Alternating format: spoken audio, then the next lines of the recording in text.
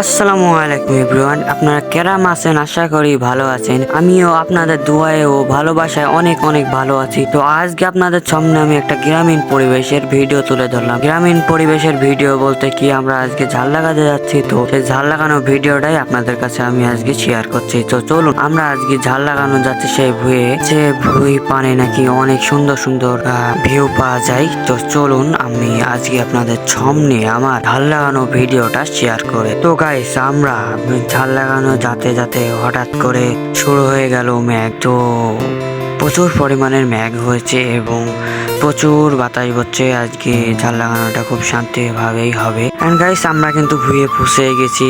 যে ভুঁইটা কিন্তু চাষ করা হয়েছে।